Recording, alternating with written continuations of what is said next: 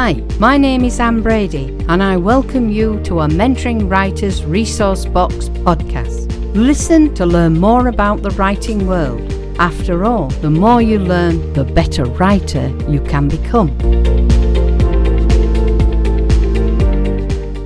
Today, Mentoring Writers is pleased to welcome a group of special ladies. They are all involved in the creation of children's books, either as an author or as an illustrator. The ladies are members of a group I first met a few years ago whilst visiting my family on the Gold Coast in Australia. They are collectively known as the 10 Penners. The group began when a number of adults from the Gold Coast Writers Association were writing for a children's support group by deciding to produce an anthology. The year was 2004, and at that time the name of the group was quite appropriate since there were 10 authors contributing to that first book, which was titled Shock, Horror, Gasp. The book was a success, and over time other anthologies followed, written by new member authors. Here to talk about their books, including their latest anthology, I am so delighted to welcome the members of the Australian writers group, the 10 Penners. Ladies, welcome. It is great to have you all here in conversation with me today. Thank you. Thank you. Thank you.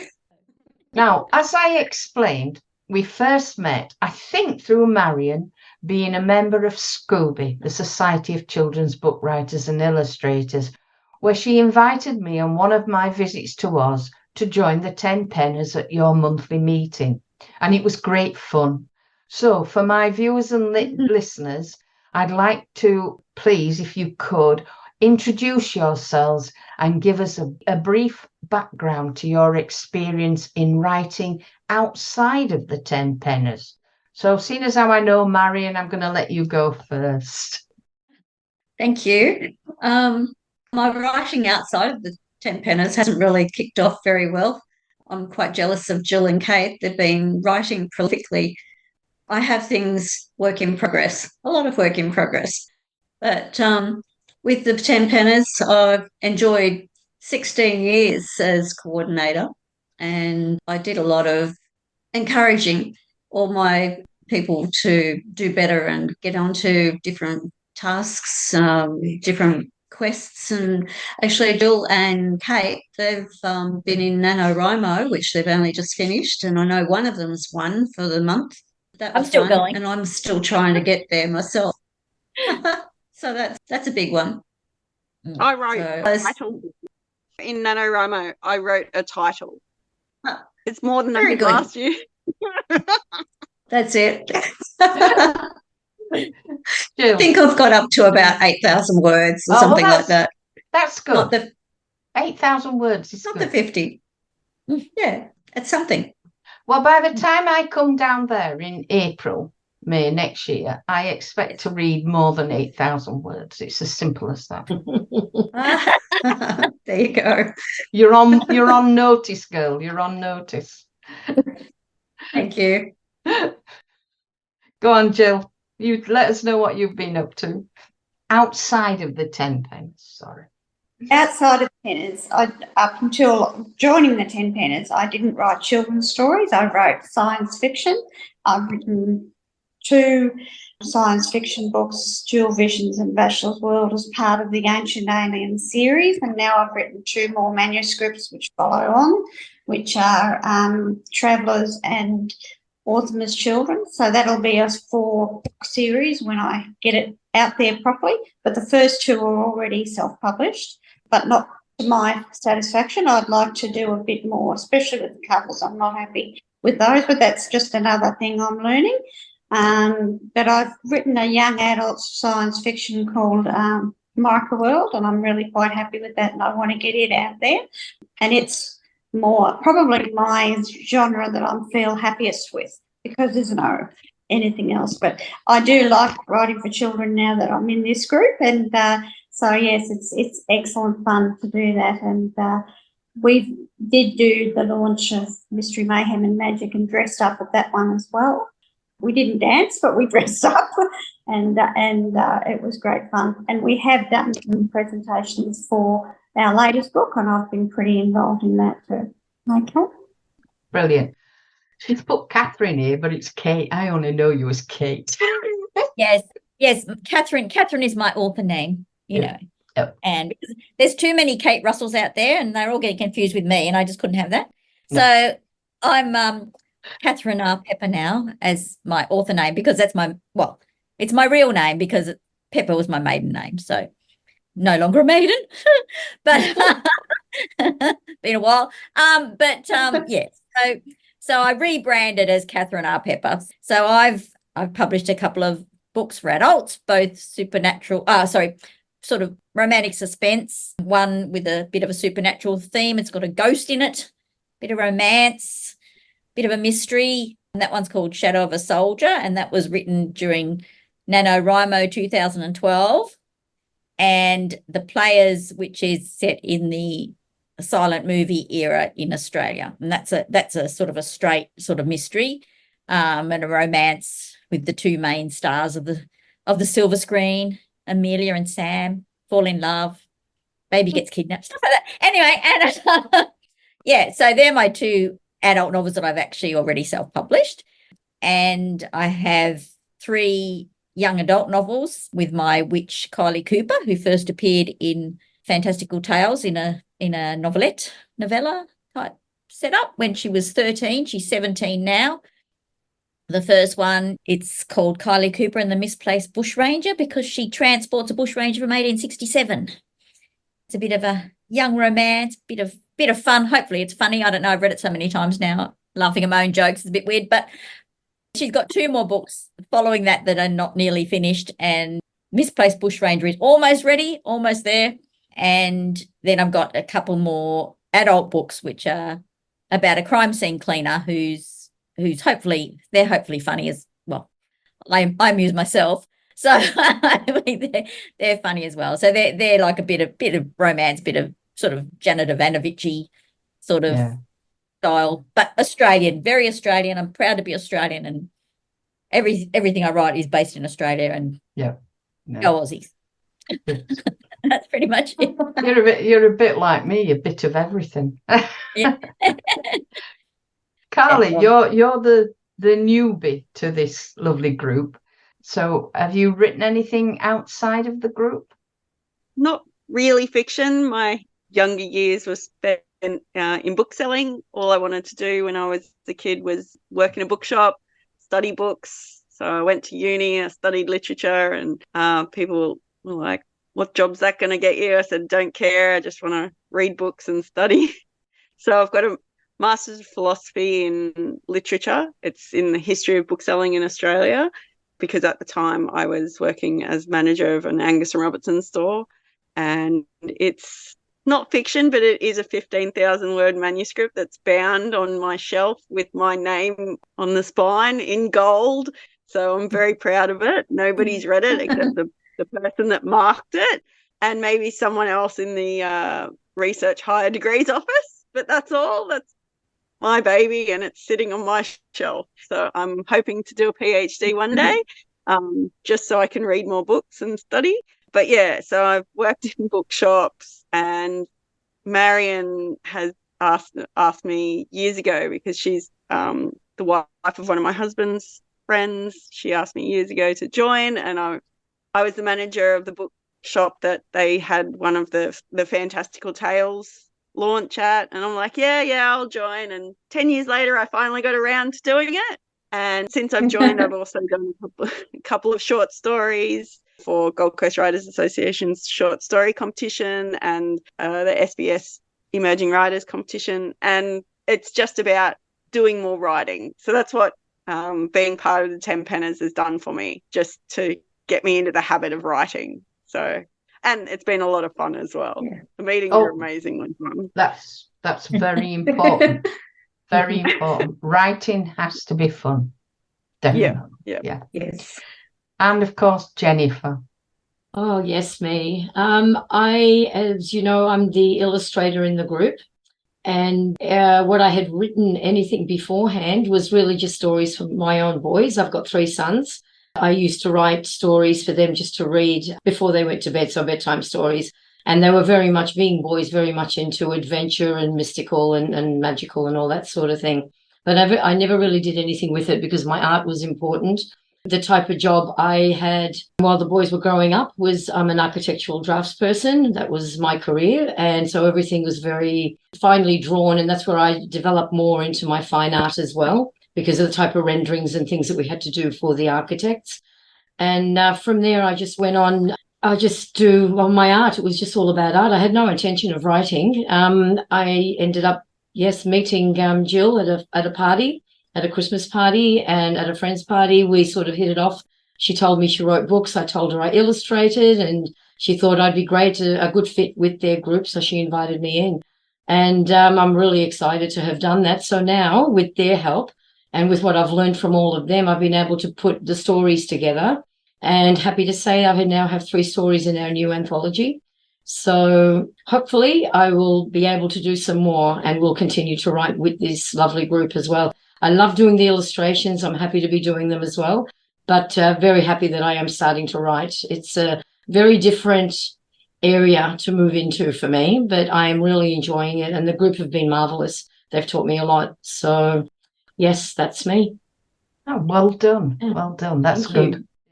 Now, as I mentioned earlier, your first anthology, Shock Horror Gasp, was a great success. And I read that at the Gold Coast Writers' Meeting following the launch of the book, all the authors involved dressed up as witches and ghouls, and that they danced around to the tune of the Monster Mash, making the room rock and roll with laughter. The success was that the limited edition print was soon sold out. You say on your site that sadly, many of those original authors are no longer with the group. However, that didn't stop the 10 Penners from going on. Would you like to tell us what happened after the book's success and how you managed to encourage others to join your special group? And I think this is going to be Marion, isn't it, who's going to explain? Most of the time we tried encouraging people from the Gold Coast Writers Association, because that is a subgroup of the association. But basically anybody that we met through just living life and knowing that they love books, such as Carly and Kate. I met Kate through primary school, my daughter's primary school. One of her friends in her class, his mum, it was Kate's sister-in-law, and she said, "You should meet my sister-in-law, Kate. She likes to do writing." And it turned out that we both sort of joined the Gold Coast Writers around about the same time. We were actually at that first meeting at the same time. She joined up on the day, and I took a couple of weeks to join up. So her number's more impressive than mine.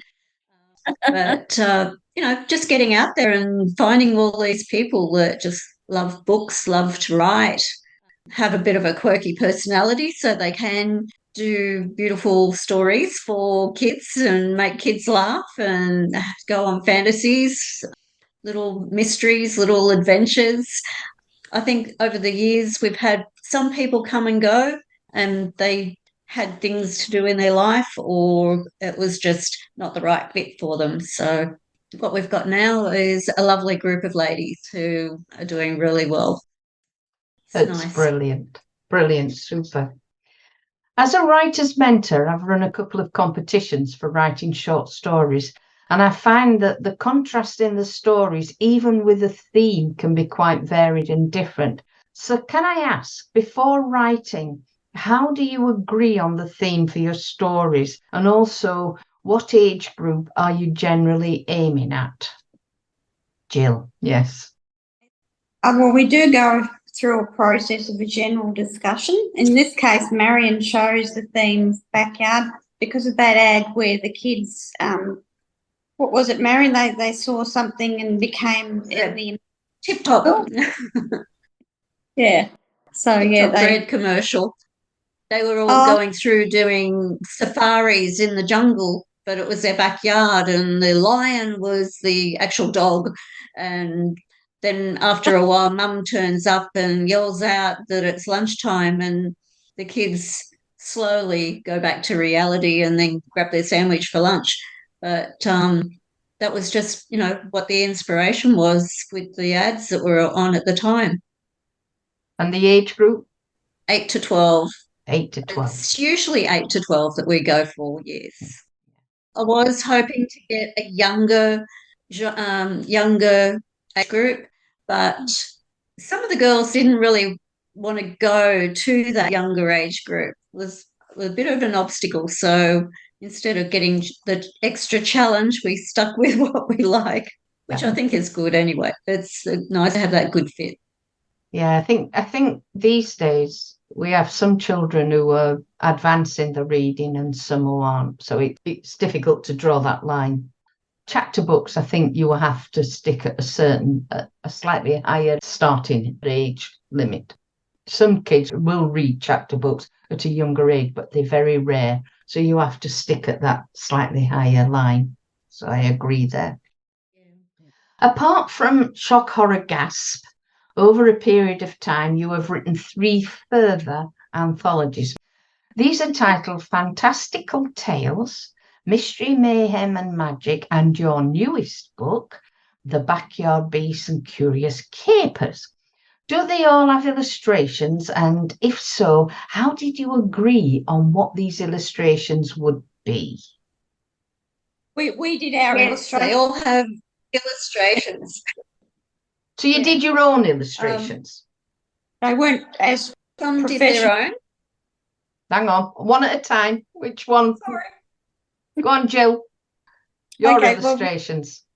Well, I just did some little ones on the iPad and worked them out. They weren't professional by any means, but they did look okay.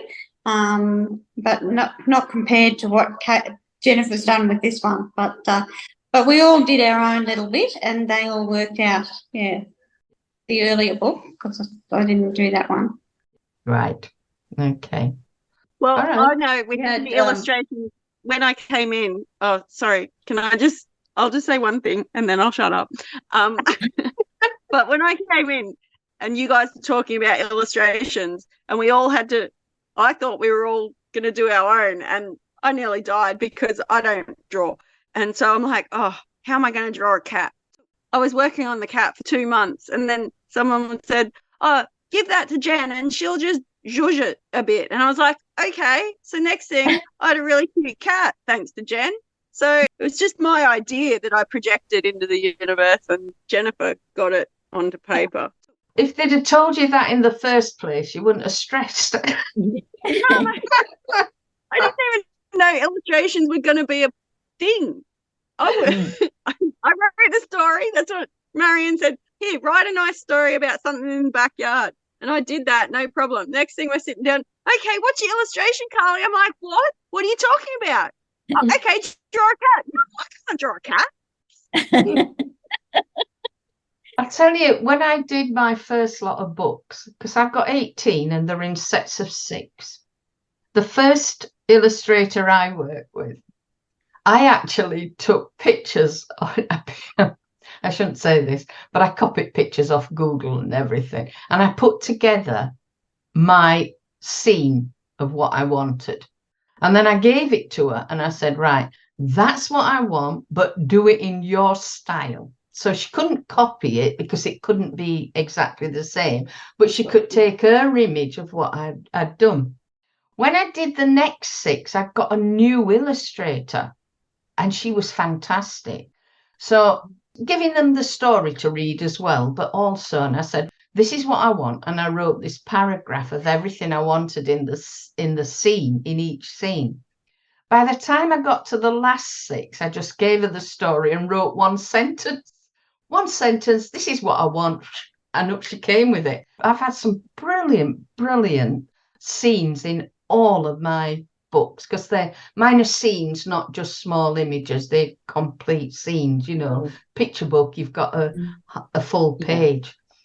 But that's an experience to actually describe what you want. If you can describe what you want, then you will get what you want. If the illustrator is good, you will get what you want. So if you've got a good illustrator, which you obviously have, then as long as you describe it right, you'll get it. I know I did. I was going to Go say on, all Kate. our books had illustrations, but this latest one is the only one where we've had consistent, really professional looking illustrations, thanks to Jen. Thank you so much. And it's made a huge difference to how the book looks. I mean, don't get me wrong, I'm very proud of our other books, but having that consistent sort of style throughout, and it just makes it look so much more professional and really polished, and and of course the style's the same, so it's all it just came together beautifully. And poor Jen was burning the midnight oil getting all these illustrations done, but then she'd think of more illustrations to do, and so she's making more work for herself. but it's turned out so brilliantly, and it just makes such a difference to have that consistent style throughout. Because we decided with this one too that it was going to be more heavily, like, it's bigger print, it's sort of more spread out, sort of to make it easier to read and more heavily illustrated. Like every story had a big illustration and one at the end, and a couple had a few extra illustrations as well. So it was much more sort of planned to be more visual than some of our other stuff. So the only thing I could say that when we did the book with Lorraine Blomberg was an artist before Jen came on, and she did the covers of a couple of our books. And then in Mayhem and Magic, Starla Martineer did the other one. But my Trini stories were based on pictures that Lorraine Blomberg had done, but she's now passed. So we dedicated that book to her. Lovely. So let's discuss the latest book you've just launched. And it's called Backyard Beasts and Curious Capers. I love the cover, I must admit. So I should be able to guess the theme, but tell me, who is going to tell our viewers and listeners what it is all about? So, Marion, are you going to start? Okay, I will. Since I started the ball rolling with it, and then Jill took over because I stepped down as coordinator. So how it all started, a lot of the stories, or some of the stories, actually came out from our meetings. We have a 15-minute or 10-minute forced creative writing, and you get some your juices happening, and you get a little basic story happening in that 10 minutes, and then you can elaborate on it when you get home if you want to. Doesn't matter, it might just be something totally different when you get home. I often found that it was really great because what happened in the meetings just inspired something a little bit different when you get home. So there was stories in the background, but because we did have that backyard theme that we chose, we just sort of got an idea of what we wanted for a backyard story. So that started the ball rolling, and then once the ball starts rolling, everything else keeps happening. It's really good too, because there are 20 stories in the book, and each story is quite different to the other from the individual authors. Jill's story, there's two of hers that are linked about a witch, but with all the others, they're quite different, and they keep, I think, the child who reads it, even the adult for that matter, it keeps them interested, because like you'd finish one story and move on to something else, and there's always something different happening within it. And just to create a little bit of interest, what we decided to do too was put an activity at the back of the book for the children. So we've got a fun stuff page with questions where they can answer the questions by going back and finding the answers in the book. And what I usually do as an illustrator, I like to put my initials on the illustrations as well. And then I ask the children to find them. But in this one, I changed it a little, and I've put a riddle at the back, and they have to find the one that doesn't have my initial on it. So just to mix it up a little bit. But but all the stories, like you said, they're all different, and they all have a different theme to each one. But the base of them is all in the backyard. So they're great. I think they're really good. We've all done a good job. I'm going to have to read this book when I come down. You have to save a copy for me. Signed, all of you. Going to add, one of my stories actually came about when I moved up to Bundaberg Way, and that was my little frogs, because I had so many frogs that were popping out from the balustrade rail, and they were popping out every night and flipping around the veranda, and I thought, oh, well, there's a story in the making there. Inspiration comes from everywhere. I saw the video of that. Lovely. On your website of all the little frogs. Yes. Oh, yes.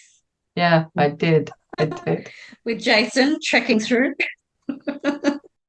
I'm Jason. Now, I must say I have watched with some amusement your progress through the Facebook images and posts of your promotional activities for launch of the book. So tell me, is there any advice you could give to new writers when it comes to promoting a new book? And I think this is down to Jill, because I think she's the one who's been pushing it. It's my baby. It's your Okay, baby. So because it's such a good book and I really wanted to get it out there, especially as it was the lead up to Christmas, instead of having, well, the only thing I can say is just persist, but be prepared to work at it, because obviously you're going to have to. We usually just have one book launch, and I've sort of made it a lot. I don't know whether the others think it was a good idea, but we've been selling some at each meeting. So we've done quite a few. We went to the Books Etc. where Carly works was the first one. We sold 8 books at that one, and that was just passing trade. And then It was fabulous. Yeah, it was good, really. And then we dressed up. Fabulous. And the Big B Books in Burleigh was just Kate and I, and we sold a couple of books there. And then we had the Gold Coast Writers meeting, and that was Jen and I, and we did a couple there, sold a couple there. Also, the other thing is you do a bit of promotion by giving books away. So we have a promotional stack of books, which Marion reminded me that has to be, because I didn't really think of that, but there we go. So we have a promotional stack of books, and if there's a raffle and you want to give a raffle prize away as a book, you've got that copy to give out. And there's also been other people like the ladies who wrote the blurbs on the back of the book. Having read it, I've sent them both a copy of the book, so they've got them on hand. And so we've got a promotion on the 9th of December, and that's going to be Kate and Carly at Budgeraba. And then the last one will be at the Upper Coomera Library on the 16th of December. So that one's a local. We're sort of trying to cover the local area, but also get around a little bit. And I contacted the schools, but of course it's too late in the year for them to be too bothered about doing too much. But I have asked to put it in the newsletter, so I'm sort of hoping that some of the schools did, but I don't really know for sure. But anyway, it's good to get it out there as much as we can, and then next year we'll probably work on visiting schools and libraries again to promote it. It is difficult at this time of year. You've got to pre-plan all when it's coming up to Christmas, but you've put in a lot of effort, and this is what people have to realise, that it doesn't happen overnight. And a lot of effort is involved. Even I get people who say, oh, well, I'll go with a traditional publisher because they'll sort out all this promotion and marketing and everything. Hang on a minute.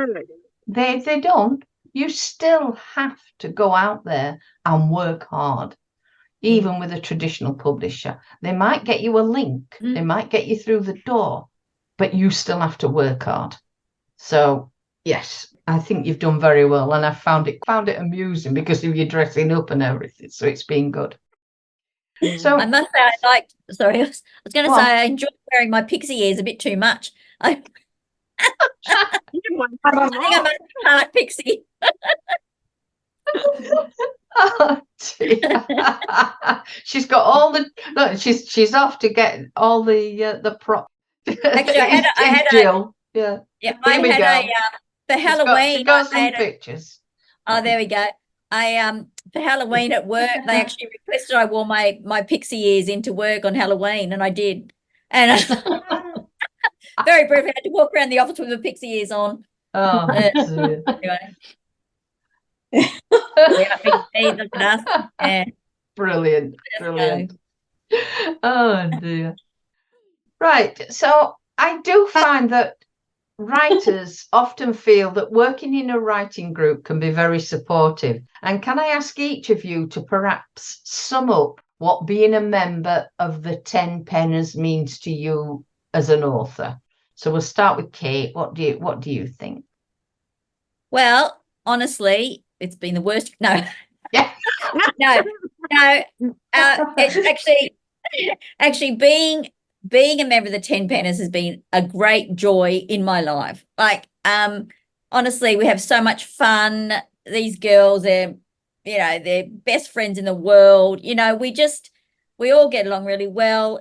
We have a lot of laughs, and I'm sure we all feel really supportive and encourage each other in whatever individual project we're doing as well. And it's just been brilliant.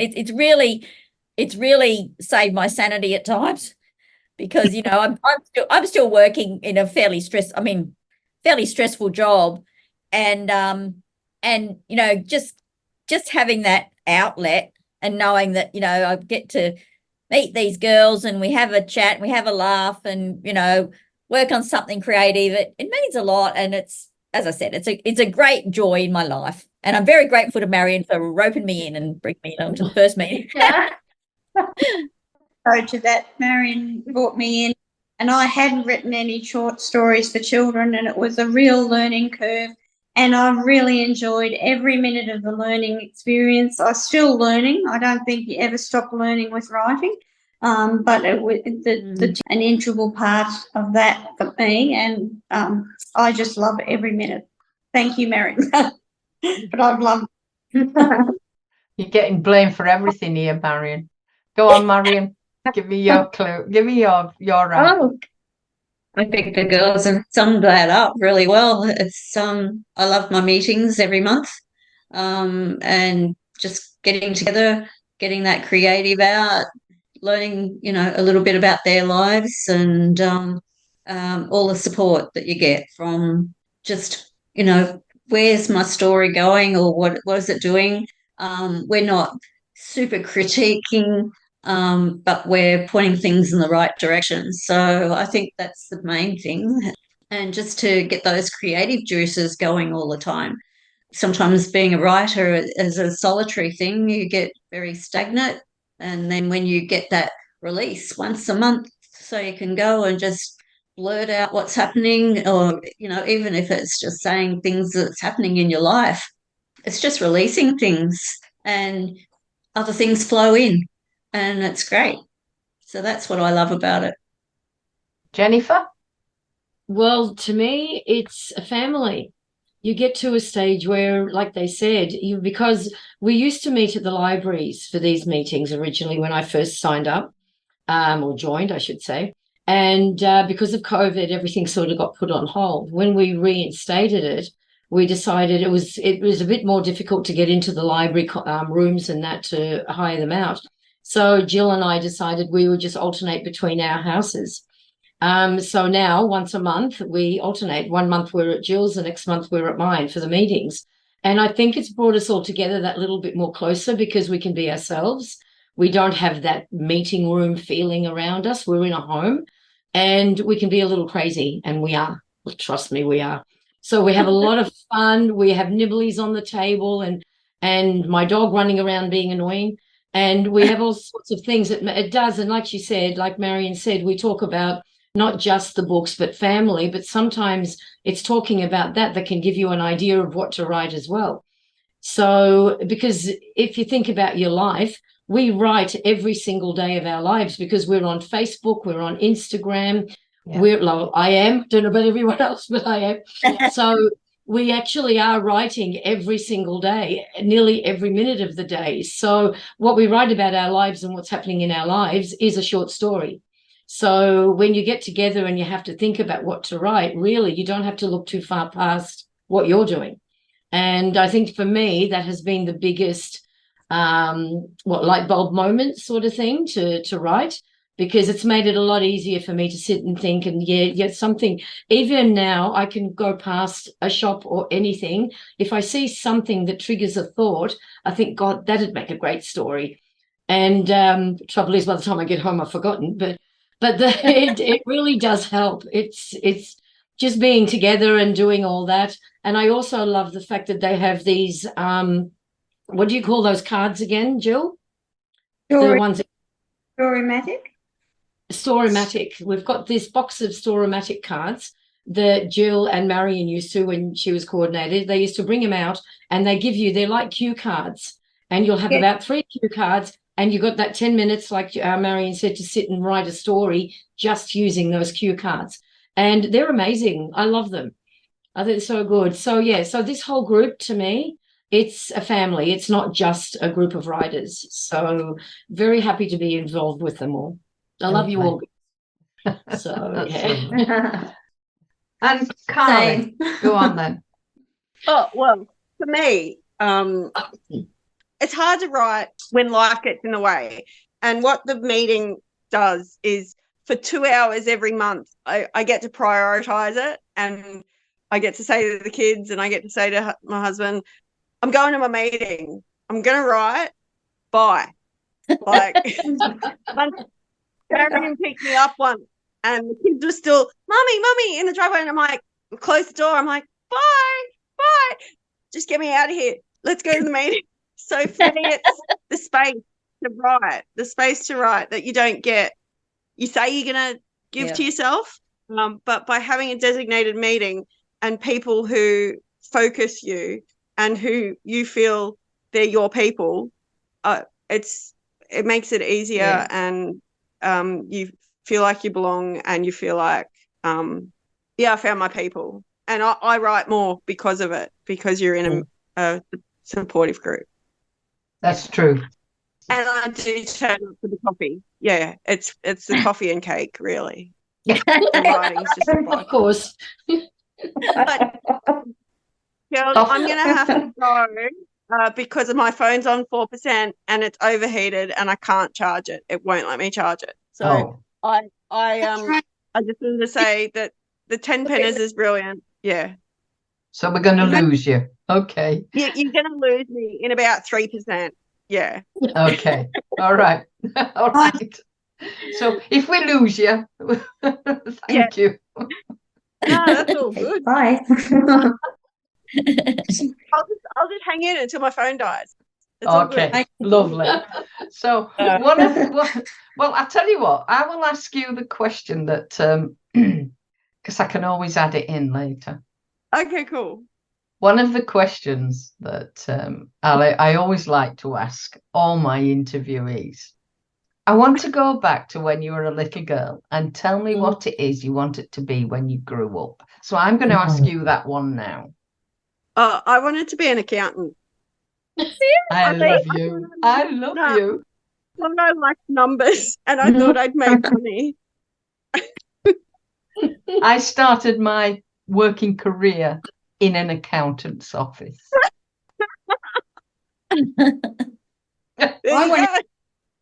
So, right, I'll carry on with the questions now. Oh, she's gone. I've lost her. Oh, dear. Oh, dear. So, one of the questions I always like to ask my writer interviewees is if you were starting writing now, what piece of advice would you have liked someone to have given you before starting out? Now, it could be the simplest of suggestions, but one which you think would have helped you and which might help new writers. So, Marion. I think probably don't expect too much. Like, you can't be J.K. Rowling straight away. That's a good one. That is a good one. I think I knew that anyway. Only, half a dozen or a dozen maybe make the top. Hey, we'll all try. It's a good goal. Just be persistent. Keep going. Keep going. Yes, absolutely. Jill, what do you think would be a piece of advice you would give someone? I think if you feel a bit downhearted at all, keep going. Realise you can just keep persisting. You'll get somewhere. Keep writing. Keep reading. Read a lot. I love reading, so it's not hard for me to do that. But yeah, it does help. What you can do. When I was young, I did find that told me about her grandfather's writing, and he used to write poetry. And she showed me some one day, and that was really an inspiration. I thought, wow, somebody 3 generations ago or 2 generations ago was writing, and they found it really a joy. But probably didn't do anything with it other than find it a creative outlet. But it was wonderful. And Jennifer, what do you think? Read Wuthering Heights, because when I was young, I did not like reading at all. I hated English. I hated literature. I was into my art. There was nothing, I didn't want anything to do with English until the English teacher made us all read Wuthering Heights. And I absolutely fell in love with books. And I don't read as much as Jill does, but I did used to read a lot. And from Wuthering Heights, I went on to the Bronte sisters and read their books. And that's what opened it sort of up for me. Even though I didn't do anything with it, it just gave me that love of the books and of reading. So most importantly, read, and definitely read Wuthering Heights. It is just a fabulously written book. I also like Ernest Hemingway, being the character he is. I love his writings as well. So there's all those sort of old writers. They just touched on something that I think today's writing is a bit different. And I do love the poetry. I've always loved poetry. And then I started writing my own as well. The thing is, like I said before, the advice I would give someone is that you're so busy writing on Facebook every day to people, friends, whatever. Put it down on paper, put something down on paper and turn it into a story, because you've got life happening all around you. So just write. I'll let you into a secret. Yeah. I come from Bronte country, close to. Oh, wow. I have been to Bronte House. Oh, have you? And I have walked Haworth, which is where they lived. Many times. Would love to go there. Would love to see it. Make you jealous now. You are. Go on, Kate. Any advice from you? Because you do a lot of writing with Nano. I know you do a lot of writing with Nano. Yeah. And well, I think obviously reading, I think, is really important if you want to write. I've seen news articles and stuff on people, or just Facebook stuff. Oh, I'd write about the time, or I'd write, oh, do you read? Oh, no. Like, how do you know how to, like, if you don't read, I don't know how you can write, because how do you know it's good? And anyway, so that's a big one, I think, reading. But also I think the thing, I don't know if I said that before, but the thing that NaNoWriMo taught me was that you just have to write it down and worry about polishing it later. Yeah. Because if you just keep getting bogged down in trying to get every single bit perfect the first time, you can write the same paragraph 55 times and you never get a novel. Before I did NaNoWriMo for that first successful time in 2012, I had a couple of books, which one of them was A Crime Scene Cleaner and one of them was Kylie Cooper.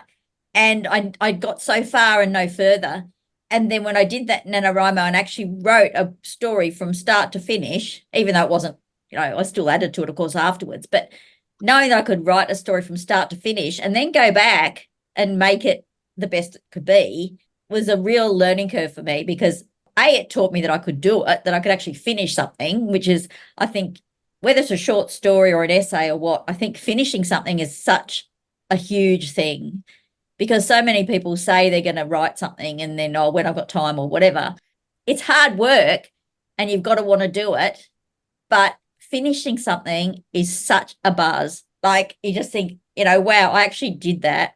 And also putting it aside for a while before you read it and try and edit it, because I found that with it's quite a weird thing. I don't know what your brain does, but you write something and then you go back a couple of months later and you think, I don't remember writing that. Oh, gee, that's good. But it's really weird, because it's like you're reading something someone else has written. If if you go back and try and go back and do it straight away, I think you miss stuff, or I don't think you do as good a job. I think that you have to have that, put it aside, do something else, come back to that story, and then you can really make it the best you can be, because it feels like you're reading something written by someone else and you can be a bit more objective about it.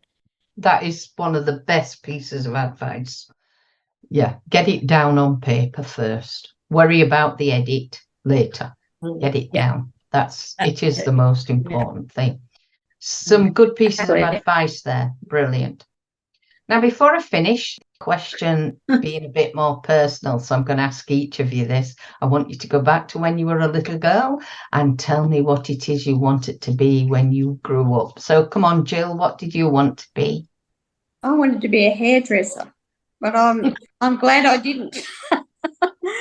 Always wanted to do the writing, and I always loved, well, actually, I didn't love reading when I was little. I didn't like people telling me I had to read things at school, so I wouldn't. But once I didn't have that restriction, I just went out and read, so that was good.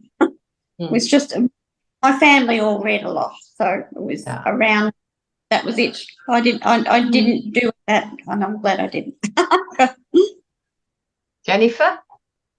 I always wanted to be an architect because my father wanted to be one. And he sort of always spoke to me about it. That's why I went and got my architectural degree. I got architectural drafting technician, and I did that for about 30 years, working in the building industry. And so I always wanted to actually be like an architect and design. I love buildings. I like the character in the old buildings and all of that. So because the course itself actually had art included in that, because you have to learn how to do perspectives and renderings to present to your clients. So obviously the art side of it was in there, which is what got me hooked even more. And I learned how to do that. And I became a fine art artist after that because of the detail that we learned in the architectural course.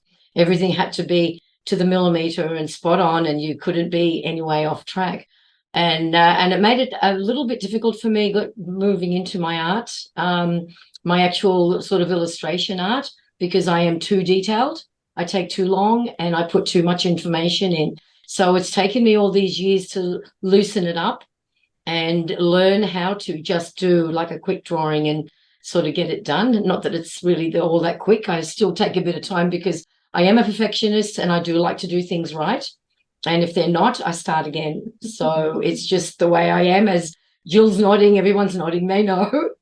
So it's just the way I am, and I can't help it. It's the way I've been bred.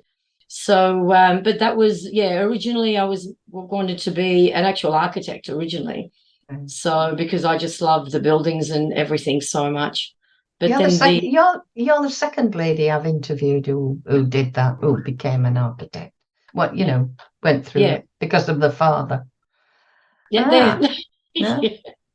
Kate, come on, Kate. Tell me what you want it to be.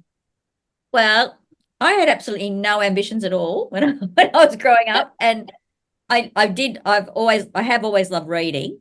So I probably always secretly did want to write, but think I could. But it wasn't when I finished high school, and my parents said to me, well, you've either got to go and learn something, get a job, or just get a job or something. You can't just sit around the house reading. So I went to Secretarial College and learned to type. And that was like my way in, because once I learned to type, my friend Issa and I, we used to write these stories. I've still got them somewhere. These romantic stories where we're the heroines and we're always the heroines of our own stories. And all my heroes, this is embarrassing, all my heroes used to look like Tom Selleck from Magnum PI. I had such a big crush on him. I don't know what it was. I don't know, or the hairy chest or the wine chest. I don't know. But I had a massive crush on Tom Selleck. And all my heroes were like, they looked like Tom Selleck. And like, and we'd read these stories back and we'd just gag ourselves because they were so bad. But they were so much fun, and just typing away on the thing. And I think it just awakened something in me then. And that was many years ago. That was in the 80s. So early 80s. So, I'm still not ambitious actually, but I really loved that. I mean, great passion, and And then as I said, when I learned to type, I realized I didn't have to try and read my scrawly handwriting, which probably helped. So, but anyways, there you go. That's my guilty secret. I used to be like Tom Selleck. I like Tom Selleck as well. I loved it. I love that. That's lovely. I'm like you. I didn't have an ambition at all. Yeah. No. I like writing as well. So there you go. Come on, Marion, finish us off. What did you want to be? I had lots of things that I used to like. When I was really, really little, I wanted to be a nurse. I actually had a little nurse outfit, and I'd dress up and take care of everybody's cuts and bruises and what have you. I had a little stethoscope and a little like kidney tray that I used to put stuff in and wipe over people's legs or whatever. Going into my teenage years, I didn't really like going into hospitals or anything like that. And I actually remember getting a bit faint when I went in to visit my auntie one time. I think it was all the smells of the disinfectants and what have you. But, I had to get out of the place because I was really going grey. I actually thought I'd like to be a writer just before I left school. We went on a school excursion one time to Sydney Morning Herald. I lived in Sydney back then, as you can tell. And I thought, wow, this would be a great place to work. I remember somebody saying, you have to be an A-grade student to be able to get there. Well, I was always good at English, but that sort of threw it in the bin for me because I thought I'm not an A-grade student. So, yeah, I put things on hold. Life got in. I went into the bank and started doing some writing when my daughter was born. And I had some encouragement from my husband, so that was really lovely. Brilliant. Absolutely brilliant. And finally, can I ask, what does the future hold for the 10 Penners, a group that has been in existence? Now, I put 16 years, but I think it's longer than 16 years, I'm sure. So, Jill, what does the future hold for the 10 Penners? Well, I think we'll keep morphing into, different group strategies like different people, and we'll just keep writing. We meet and we love it, and we're going to continue doing that. And we will be promoting this book and doing more and just getting out there and writing. But I hope for the next 12 months we'll just concentrate on presenting our book and also just adapting our skills and learning a bit more as well. Because sometimes I think you just need to get back to basics before you can carry on again. That's true. That's good advice. Ladies of the 10 Penners, I want to thank you. I have to say how much I've enjoyed talking with all of you, catching up, because obviously I haven't seen you for a long time. And I hope the viewers and listeners have discovered something about your group, have learnt more about your writing, and, of course, discovered details of your delightful storybooks. Thank you. Thank you. Thank you. I want to thank you all for joining us today. Details of the 10 Penners books can be found on their website. It's Amazon as well, in all good bookshops. The full details will be displayed in the summary of this recording. In the meantime, if you need help with any aspect of your writing journey, then check out our website, mentoringwriters.co.uk, and we will endeavour to assist you. Once again, I want to thank the lovely and delightful ladies of the Australian group, the 10 Penners, for being in conversation with me, Anne Brady, at Mentoring Writers. And also I want to say that I am looking forward to joining them in one of their monthly meetings the next time I am down under. Thank you very much. You're very welcome. Thank you for having us, Anne. Anne. Thank you. Thank you very much. This was Anne Brady bringing you a Mentoring Writers Resource Box podcast. Thank you for listening, and we hope you will join us again.